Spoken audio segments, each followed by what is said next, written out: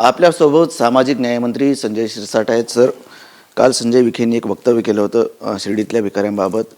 त्या वक्तव्यावर अजूनही ठाम आहेत ते असं म्हटले. काल सुजय विखेंचा मला संध्याकाळी फोन आला होता. त्यांनी जे काही मला स्पष्टीकरण दिलेलं आहे ते हे दिलेलं आहे की बाहेर राज्यातील जे भिकाऱ्याच्या नावाखाली ते येतात आणि आल्यानंतर थांबून जे रॉबरीसारखे गुन्हे त्या ठिकाणी करतायत किंवा दहशत माजवण्याचा जो प्रयत्न करतात त्यांच्यावर लगाम लागण्यासाठी मी हे वक्तव्य केलं होतं. कोणत्याही भाविकाचा मन दुखवण्याचा माझा हेतू नव्हता असं त्यांनी स्वतःहून स्पष्टीकरण माझ्याकडे दिलं आहे. म्हणून मला असं वाटतं की त्या वादावर आता पडदा पडला पाहिजे. जे अन्नदान जे आहे साई मंदिराचं ते कंटिन्यू चालू राहील. त्यावर कोणत्याही प्रकारचा दर लावण्याचा त्या ट्रस्टींचाही विचार नाही आहे आणि तसं लावू नये असं त्यांना सुद्धा आमची विनंती राहील. म्हणून तो आता विषय माझ्या दृष्टिकोनातून संपलेला आहे. सामनामधून पंतप्रधान नरेंद्र मोदी यांच्यावर टीका करण्यात आलेली आहे. गरीब देशाचा विलासी राजा म्हणून असं सामनातून लिहिण्यात आलेलं आहे. पंतप्रधान नरेंद्र मोदी तुम्ही जर पाहिलं तर गेल्या 10 वर्षांच्या कालावधीमध्ये कुठेही तुम्हाला एक दिवस आराम केलाय असं तुम्हाला कुठे दिसणार नाही. ज्या मोदी साहेबांनी देशात नाही जगभरात नाव कमवलंय त्याला जर विलासी म्हणत असेल तर मग लंडनला जाणारे लोक कोण हा प्रश्न सर्वसामान्याला पडतोय. तुम्ही काय केलं हे तरी लोकांना सांगा ना. इतरांवर टीका का करता? तुम्ही काय करता हे जर जनतेला पटवून तर द्या. परंतु या अशा भंकस गोष्टी करून आपल्या देशाच्या पंतप्रधानांची इज्जत कमी करण्याचा जो काही प्रयत्न करतात हे मला वाटतं क्लेशदायक आहे आणि त्याचा कोणीही मान्यता त्यांना देणार नाहीत आणि त्याचा निषेध करतील. पालकमंत्रीबाबत राज्यामध्ये पहिल्यांदा मोठ्या प्रमाणात एवढी चर्चा होत आहे आणि सरकारमध्ये फक्त मुख्यमंत्री देवेंद्र फडणवीस काम करतात असं सुप्रिया सुळे म्हटल्यात. नाही, सुप्रिया सुळेंचं काय आणखीन त्यांनी इतरांकडे नजर टाकलेली नाही. म्हणून त्यांनी बाकीचे सर्वच जण प्रत्येक खात्याचा मंत्री असेल ते आपल्या आपल्या कामाला लागलेले आहेत. सर्वजण काम करत आहेत. पालकमंत्र्याचा तिढा नाही आहे परंतु एक समंजसपणाने सर्वांना योग्य तो न्याय देण्याचा प्रयत्न ह्या महायुती सरकारमध्ये आहे. अजितदादा परदेश दौऱ्यावर आलेले आहेत. आज उद्या ते पालकमंत्र्याची यादी घोषित होणार आहे. म्हणून त्याच्यासाठी काही अडलंय असं समजण्याचं काही कारण नाही. म्हणून आमच्यात ना कोणता तिढा आहे ना सर्वजण मिळून देवेंद्र फडणवीस साहेबांबरोबर खांद्याला खांदा लावून काम करत आहेत आणि याचा प्रत्यय तुम्हाला या 100 दिवसाच्या कार्यक्रमामध्ये दिसून येईल. महायुतीत दरी निर्माण करण्याचं काम सुरेश धस करतायत असं अमोल मिटकरी यांनी म्हटलंय. तसेच मुख्यमंत्र्यांनी कान टोचूनही धस कसे बोलतायत असा सवालही मिटकरी यांनी केला.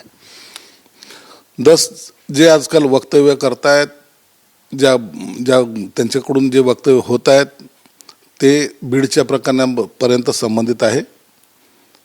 भाजपचे ते आमदार असल्यामुळं त्याबद्दलची सर्व माहिती इत्थंभूत माहिती ही मुख्यमंत्र्याला निश्चित असावी. म्हणून त्यावर योग्य काय निर्णय घ्यायचा किंवा काय स्टेटमेंट करायचं आहे हा प्रश्न त्या पक्षाच्या म्हणून त्या धसचा आहे. आणि मला वाटतं मुख्यमंत्र्यांनी सुद्धा अनेक वेळा असं सांगितलेलं आहे की तपास चालू असताना राजकीय स्टेटमेंट करू नयेत आणि याची सर्वांनीच काळजी घेतली पाहिजे. निकालाआधी एकाही लाडक्या बहिणीचा अर्ज रद्द होणार नाही. सर्व अर्ज छाननी करूनच नियमाप्रमाणे मंजूर झाल्याचं तुम्ही म्हणाला होता. मग आता पुन्हा अर्जाची पडताळणी कशासाठी असा सवाल केला जातो. नाही, अर्जाची पडताळणी त्यासाठी नाही आहे. काही लोक जे त्याचा गैरफायदा घेण्याचा प्रयत्न करतायत त्याला कुठंतरी ब्रेक बसला पाहिजे. ही योजना खऱ्या अर्थानं सर्वसामान्य लाडक्या बहिणीसाठी आहे. जी पीडित आहे ज्यांच्या आज जिला शिक्षण घ्यायचं आहे किंवा जी ग्रामीण भागामध्ये काम करते शहरी भागामध्ये सुद्धा असेल ज्यांच्यावर खऱ्या अर्थानं ह्या मदतीची ज्यांना गरज आहे त्या लोकांसाठी हा दिलासा म्हणून काढलेली योजना आहे. परंतु अनेक मान्यवर असलेल्या बहिणींनी सुद्धा त्याच्यातला काही फॉर्म भरायचा प्रयत्न केला आहे तो नको आहे. इतरांच्या हक्कापासून त्यांना वंचित ठेवू नका यासाठी काही अर्ज बाद होत आहेत. चुकीचे अर्ज भरले जात आहेत म्हणून त्यांना बाद केले जाते आणि त्याचा परिणाम ह्या सर्वसामान्य लाडक्या बहिणीच्या योजनेवर होणार नाही. मस्साजोगमधील सरपंच संतोष देशमुख यांची हत्या झाली आणि सरकार कुणाला वाचवतंय असा आदित्य ठाकरे यांनी सवाल केला आहे. सरकार कुणालाच वाचवत नाहीये. आज जर पाहिलं तर सर्व लोकांना आता आरोपीला जवळपास अटक केलेली आहे. आताही तपासामध्ये आणखीन काही आरोपी निष्पन्न होण्याची शक्यता नाकारता येत नाही. त्यामध्ये पोलीसवाले पण आहेत, त्यामध्ये काही राजकीय नेत्यांचा सुद्धा समावेश होण्याची शक्यता आहे. म्हणून ह्या सर्व बाबी जोपर्यंत पोलीस अंतिम तपासाकडे जात नाही तोपर्यंत त्याच्यावर आम्ही भाष्य करत नाहीत. परंतु एक निश्चित आहे, आरोपीला आता त्याला योग्य ती शिक्षा, फाशीची शिक्षापर्यंत घेऊन जायचं काम या सरकारचं आहे. म्हणून त्यात कोणत्याही प्रकारचा गांभीर्य आम्हाला नाही आहे असं समजण्याचं काही कारण नाही. सरकार आपल्या पद्धतीने काम करतंय, बोलणारे बोलत राहतील, परंतु आम्ही आरोपी जो आहे त्याला फाशीच्या तख्त्यापर्यंत नेण्याचं काम करू. इंदापुरामध्ये दत्ता भरणे यांनी असं विधान केले की पवारांचा आशीर्वाद असल्याशिवाय आमचं काही खरं नाही, पवारांना सोडून चालतही नाही, असं दत्ता भरणे म्हणाले. कोणत्या पवारबद्दल बोलले? शरद पवार. ते सुद्धा कन्फ्युजन असतात. आणि एक लक्षात घ्या, ज्या पक्षामध्ये काम केलेलं आहे, दत्ता भरणे असेल की अजितदादा सध्या असेल, कोणीही शरद पवारांचा अनादर केलेला नाही. एक सन्मान ठेवण्याची भूमिका सर्वांनी घेतलेली आहे. म्हणून त्या अर्थाने त्यांनी केलेलं ते विधान आहे. आणि हीच संस्कृती प्रत्येकाने जपली पाहिजे. दुर्दैवानं काही लोकांना ती कळत नाही. हे त्या पक्षाच्या नेत्यांचं दुर्दैव आहे. अन्यायाविरोधात आवाज उठवल्यानं संतोष देशमुखांची हत्या झाली. आका आजही मंत्रिमंडळात बसलेत असा सवाल किंवा आरोप संजय राऊतांनी केलाय. तर बीड जिल्ह्यातील सर्व पोलीस खातं बरखास्त केलं पाहिजे असंही राऊत म्हणाले. आता उशिरा सुचलेलं यांना शहाणपण आहे. उशिरा त्यांना आलेली ती जाग आहे.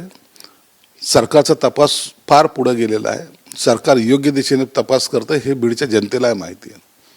संतोष देशमुखांच्या मारेकऱ्याला सोडलं जाणार नाही, त्यांना फाशीच्या तख्त्यापर्यंत पोहोचवलं जाईल, ही सरकारची ठाम भूमिका आहे.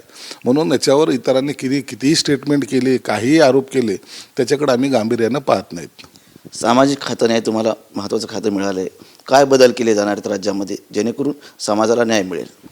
सर्वात महत्त्वाचं आहे, जो विद्यार्थी घडतोय ना त्याला पहिलं प्राधान्य दिलं जाणार आहे. कालच माझ्या संभाजीनगरमध्ये मी जे काय हॉस्टेलला भेट दिली होती, आमचे सेक्रेटरीना सुद्धा काल मी कॉल केलं होतं, त्यांनी सुद्धा जाऊन पाहणी केली. या 15 दिवसाच्या शॉर्ट टेंडर काढून त्या सर्व हॉस्टेल आहेत त्यांना सुधारण्याचा प्रयत्न आहे. मी दर आठवड्याला प्रत्येक जिल्ह्यातल्या एका हॉस्टेलला जाऊन भेट देणार आहे आणि तिथलची पाहणी करणार आहे. मला या खात्यामार्फत जे दलित आहेत, वंचित आहेत, ज्यांना खऱ्या अर्थानं या योजनेचा लाभ मिळाला नाही, त्यांच्यापर्यंत पोहोचायचा हा माझा मनोदय असणार आहे. राज्यभरातच बहुसंख्य हॉस्टेलची दुरावस्था आहे. याच्यामध्ये काही नवीन संकल्पना तुम्ही मांडणार आहात का? नवीन संकल्पना आहे. आता त्याच्यावर आम्ही सर्वजण एक अभ्यास करतोय. ओबीसी समाज असेल, मराठा समाज असेल, ओपनची असतील किंवा इतर आदिवासी असतील, SC समाजाचे असतील, या सर्वांना समाजवाईज जे हॉस्टेल काढले गेलेले आहेत. तर माझी अशी कल्पना आहे की हे सर्वजण जातीभेदाच्या दर्या जर कमी करायच्या असेल तर यांना ठराविक जे रिझर्वेशन आहे तेच चेंज न करता, त्याच्यात कोणत्याही प्रकारचे चेंज करायचं नाही, परंतु यांना सर्वत्र एकत्र कसे आणता येईल एका हॉस्टेलमध्ये.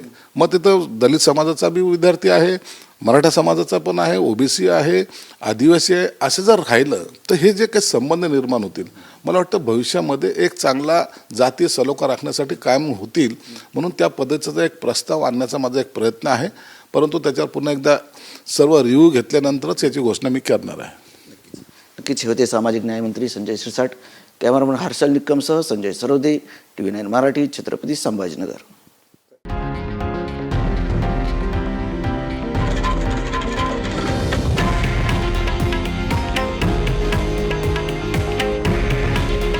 हे आहे देशातील नंबर 1 न्यूज नेटवर्क आणि आपण पाहत आहात TV9 मराठी. काळजी तुमची, हित महाराष्ट्राचं.